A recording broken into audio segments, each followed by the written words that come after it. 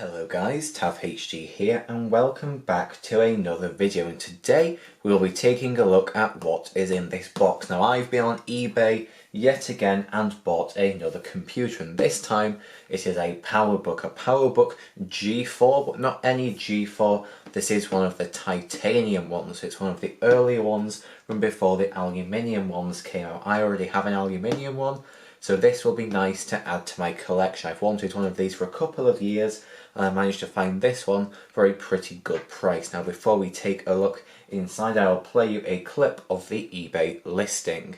Okay, so this is the listing. Apple PowerBook G4 667 MHz, condition for parts are not working, sold for £50, then £5 postage. So for £55 I have got this titanium PowerBook. As you can see from the photos, it is indeed one of the titanium ones. It wasn't actually clear from the title, but I've wanted a titanium PowerBook for quite a while, so I'm happy that I've found one for such a good price. But as you can see in the picture, it is shown booted up perfectly fine and in system profiler, while the condition is for parts not working. So let's go and look at the description. Apple PowerBook G4 667 MHz, unit powers up and goes into 10.3, no other tests have been done, battery included, no power supply, screws missing on base. So it does actually turn on. It seems the reason that they are saying it's just for parts is because it's missing screws, and also they've not extensively tested it, but seeing it turned on like this is definitely good enough for me. And as you can see in this picture, it doesn't look like any of the paint has worn off. The white bits around the edges are actually painted, and on most of these titanium PowerBooks that paint has worn off and it looks pretty nasty, but this one looks to be in pretty decent condition on the front. It's of course not going to be the best. It is a nearly 20-year-old device now, but if we look at the rest of the pictures, that's just the information about it there. That's the inside, of course, because there is no screws, you can see straight inside if you lift it apart. And this appears to be the only bit of real damage. I've got no idea how this happened, but it looks like the little grill there, I guess maybe it is just for air intake. It looks like it's been stabbed or something, and some of the little vents have fallen out, and there's also a dent on it as well. But I think overall, for £50 for a nearly 20-year-old computer, this is looking pretty decent. Alright, so that was the eBay listing, and hopefully in here is what I bought. This says it's a George Foreman grill. I hope it isn't, although I don't have one of those, so if it was, I may actually use it, but that's not the point of this video. Hopefully we've got the computer I have paid for, so let's just see what is in here, and I guess that is it, inside some sort of sleeve or case. So let's just pull that out. There we go, and I think this is all we were getting. No charger was included, so I guess all this is just packaging, which I will put off to the side, and let's have a look at this. It's come in a pretty nice cover actually, Zone, don't know what that is, but I will actually use this case. It is very, very nice, and in here we should have the computer itself. And so far it looks like we have actually got what I ordered. Now of course it's not in the best of condition, but you've got to consider this thing is pretty old. So on the top here we've just got some scratching as well as some dents. This thing is from, I believe, 2002, so that is not too much of a surprise, but there is still a lot of paint on the front. These were known for having their paint to crack off. This one is starting to crack off in places, but it looks like mostly we have still got the paint on, which is very nice to see. Before we look on the inside, let's of course take a look at the outside. So this is the lid, bit of a dent on it, but that is to be expected. Of course, lighting up Apple logo there. Of course you don't get that on Apple computers anymore. And actually on the side of the lid there are screws, so it looks like you can actually take the screen assembly apart. That's not something you can do anymore, it's all glue and stuff like that. So let's take a look on the left hand side. We've got our audio jack for headphones. This is a bit of a mess. That is just a hole. I believe that used to be just an air vent, so it should still work. In fact, the airflow might actually be improved. This is some sort of expansion slot in there. I don't know the name of it, but I will put that on the screen. And then here we've got some sort of line. I don't know if that's for the antenna or something like that. I will try and find out and put that on the screen as well. On the front, just like with the first generation MacBook Pros as well as the aluminium PowerBooks, we've got the optical drive on the front, and we also have the button to open up the hinge. This doesn't ping up, so you've got to push it in and just pull it. When they were new, maybe they used to spring up, but this one doesn't anymore. On the right, not much going on. We've got another of those line things. I'll find out what they are. Another air vent, and then a Kensington lock. And you might be thinking, well, where are the rest of the ports? There doesn't seem to be any USB or display outputs or anything like that. And well, they are on the back. Now before we get to that, there is our power, and also our hinge is external. It sticks out a bit. And then our ports are under here. They are behind a flap on the back. I think that's actually quite a cool design, but also kind of inconvenient having them on the back. So I'll get a close-up, then we'll talk about what's in here. Alright, so starting at the left, we have a FireWire 400 port. We've got our Ethernet, two USBs, probably 1.1 or something like that. We've got an air vent just there. We've got DVI, S-video out, line in, and a 56k modem. Now it actually says on the bottom of the flap here what each of the ports is, so you can see when you're leaning over the computer, which is kind of cool. I would still like to see these ports on the side, but that's just my opinion. It makes the computer look quite a lot more minimalistic, having hardly any ports on the side, which is kind of cool, but this could get annoying quite quickly having to go round the back. And as you can see on there, the paint is starting to chip, but most of it is still on the back. Now I think we can open it up and take a look at the inside. Alright, so let's press the button in and open it up, and there it is. I'll move the camera up just a little bit to fit it in, and this is what it looks like with the lid open. 15-inch display, no webcam. This is from before the days of that. This is a nice matte display, looks to be in pretty good condition.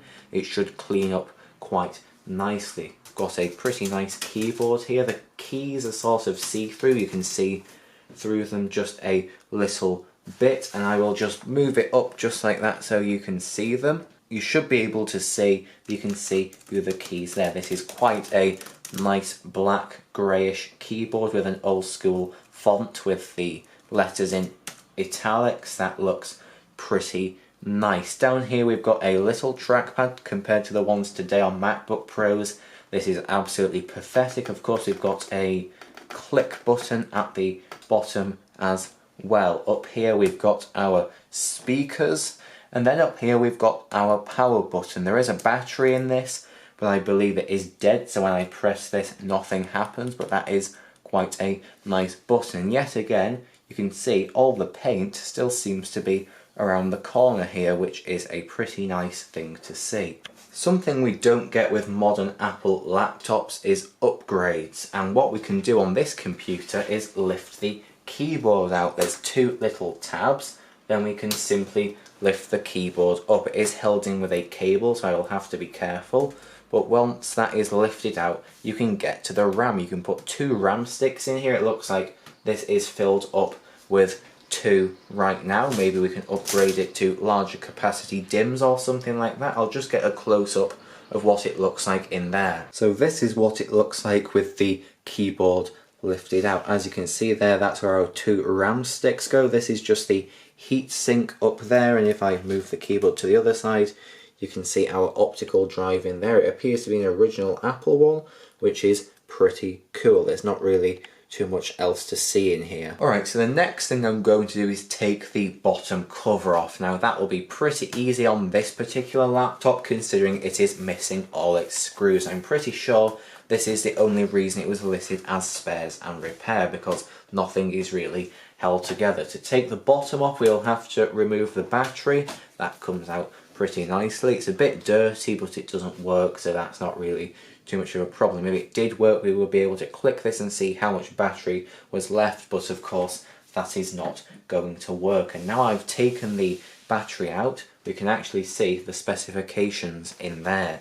I'm not sure how visible that will be from this angle, but I will read it out. 667 MHz G4, 256 megabytes of RAM, 30 gigabyte hard drive, and a DVD CD-RW. The serial number and other things are in there too, but that's not really important. So now let's take the bottom cover off and take a look inside, and maybe this has had an upgraded drive at some point or something. So yeah, let's take a look. As I said, this should be pretty easy to take this cover off. Yet just like that, off it comes. On the inside we've actually got a handwritten label, which is pretty nice. I don't think you get things like that on computers anymore. And also there's a little bit of writing on this optical drive, which is original, or at least it is an Apple drive, as we saw from the other side. Alright, here is the drive. It's actually facing the wrong way around, so I will turn it and try and get a close-up on that. This seems to be a Fujitsu drive. It says manufactured Fujitsu Thailand, product of China. Now there isn't actually an Apple logo on this drive. I'm not sure if that was something they did at the time, but later computers, the hard drives always had an Apple logo on them if they were original. Now it looks like the date on here is actually 8/2005, so I'm guessing that's August 2005. This computer would have been probably about 3 in August 2005, so I don't think this is the original drive. And actually it says 40 gigabytes on it. The specifications I just looked at in the battery compartment says 30 gigabytes, so I think this is an upgraded drive, which is pretty cool. It does have macOS installed on it.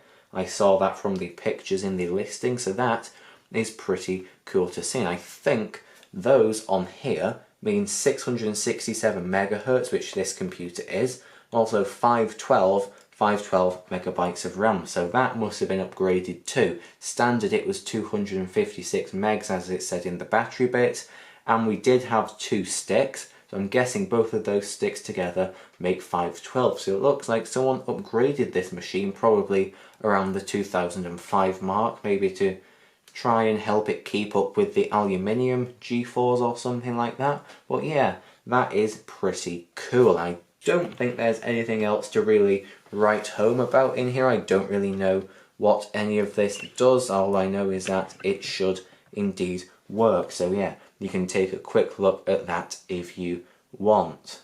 Okay, so I've now put the bottom case back on. I've not put the battery in. It's not expanding or anything like that. I just don't want to risk an 18, nearly 19-year-old battery. So it should work just with the power cable. It didn't come with one, but I've got my PowerBook charger here, and on this particular model the charger goes into the back. So I will now plug that in. Plugging it in, that's now in, and I can see a green light on the charger. Let's now press the power button. I can hear the optical drive. Are we going to get a bong? That's what I want to know.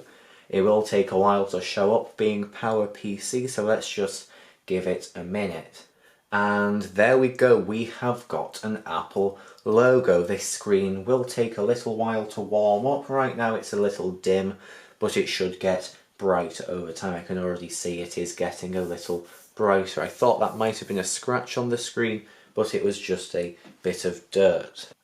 Okay, blue screen, macOS 10 looks like it's loading. This appears to be, is it Tiger? Let's have a look. Your computer's clock is set wrong, whatever. That will be fine. Let's go up and go into the about this Mac and see what it says. Alright, so this is 10.3.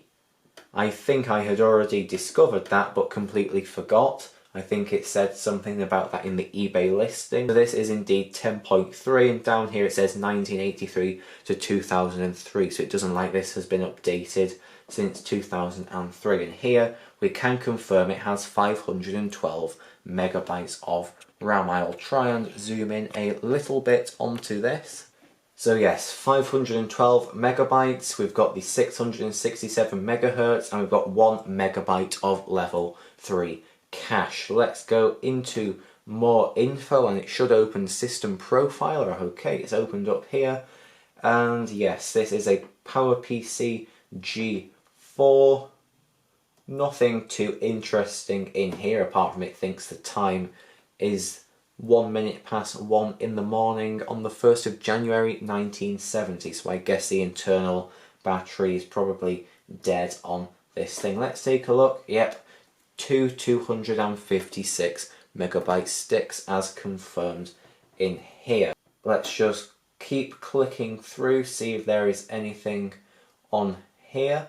So here in the PCI/AGP card section, it looks like our display is 1280 by 854. On this size of display, that's actually a pretty nice resolution. It does actually look pretty nice. Can we see what the name of the graphics is? It looks like it is ATI, and you can just take a look at that if you want. Let's keep on looking through here. Under ATA we can see the Fujitsu hard drive here, capacity 37 gigabytes, which is pretty cool. It's probably one of the smallest drives I've seen in quite a while. And it looks like it has OS 9 drivers, which is also pretty cool. Now here we've got what I believe, yes, this is the optical drive. It's one of the funny ones with the funny name, Matt Sheeter, or whatever you want to call that. So it looks like this is CD-RW and DVD-ROM, and it appears to be Apple supported, so it is the original drive. Let's have a look at SCSI, nothing in there. USB, we do have 2 USB buses, speed up to 12 megabytes per second. Let's go to FireWire. Of course we do have FireWire on here. Airport card, there isn't one installed, so we won't be able to get any sort of wireless connectivity with this. And of course we do have a modem installed.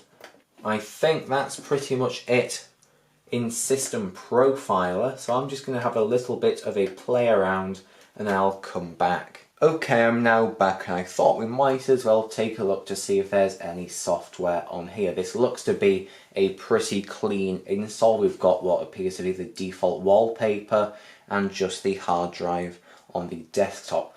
Since this is called Untitled, that does kind of show that this is an upgraded drive, because from the factory it would have come being called Macintosh HD, so I will just rename it to that. I always like to keep them with the original names. Let's take a look in the dock here. We've of course got Finder. Finder is always there. We've got Safari next. We have Mail, iChat, that's not something you get anymore. We've also got the Address Book, QuickTime Player, and System Preferences. And if we jump over, I think that will take us to some sort of website about macOS 10. Then we've also got the trash. In recent versions of macOS, at least in the UK anyway, trash has been known as the bin, which I think is pretty cool. Let's have a look in Finder, and it looks like this user account is called GW. I don't know who that is, but I guess this was their computer. Let's take a look in applications first off and see if there is anything in here which has been installed. No, this appears to be a completely standard fresh install from what I can see. So I'm thinking that maybe this was factory reset at some point not too long ago, but it is hard to be sure. In documents we've got nothing, movies we have got nothing, music nothing, pictures nothing as well. So yeah, this is completely blank and there is nothing on here we can look at, and the keyboard seems to be working just fine too. I'll just click and the light on the caps lock is coming on, and also the light for numlock is coming on as well, which is pretty nice. Now I would like to test the optical drive, but I don't really want to put in any of my music discs, so I think I'll just grab a blank disc, put that in and see if it is readable, and then if that is, I might try putting an audio CD in to test the speaker, because so far I haven't heard it. It didn't bong or anything like that. Let's try changing the volume. The volume is going up, but I can't hear anything. I believe there should be a sound effect for that. So let's actually go into System Preferences, go into Sound, and just see if there's anything in here. When I click on this, it should play the sound. I can't hear any sounds being played. Our volume is definitely up, but I cannot hear anything. Internal speakers are indeed selected, so it does know that there is internal speakers, but I can't hear anything from there. Okay, every disc I've got in here is a blank CD, so I'll just get one out, and all we're going to do to start with is just try putting the disc in. Let's see if it takes it.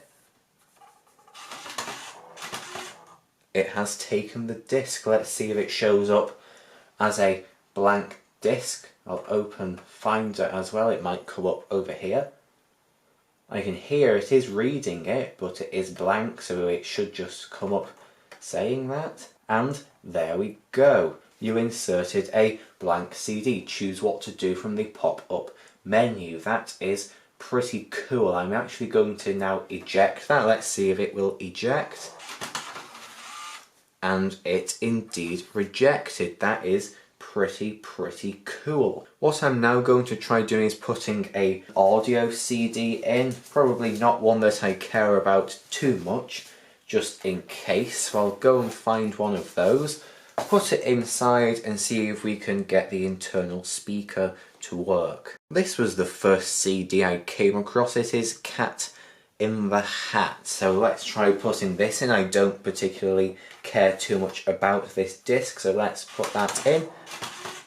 It has taken it quite nicely, a bit aggressive, but that should be just fine. So at some point, once it's started to read it, it should just show up. And there it is, audio CD. Let's click on that. It looks like we've got 2 audio tracks. Let's see if we can get any sound to come out. It looks like it's opened QuickTime Player here. I'll skip it along a bit. And it looks like it is actually playing. We've got some waveforms showing in QuickTime. I'll get a close-up of that.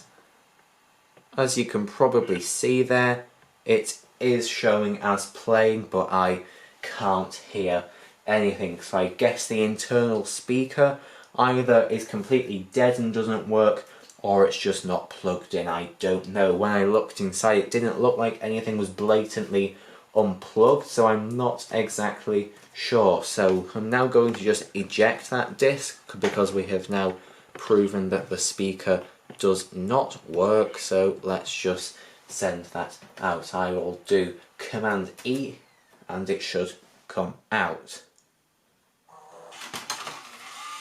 There we go, it's given me my disc back rather nicely. So I'm not really too sure what else we can do on this computer in this video. We've proved that it is working. It's running actually very nicely and pretty quickly actually. It is a very responsive machine, but it does have nothing on it, of course, so that does help. So apart from the speaker, everything else seems to be fine. Here is the account which we are logged into, GW. I'm not even going to bother messing with that. It's a blank account anyway, so I don't need to make myself one.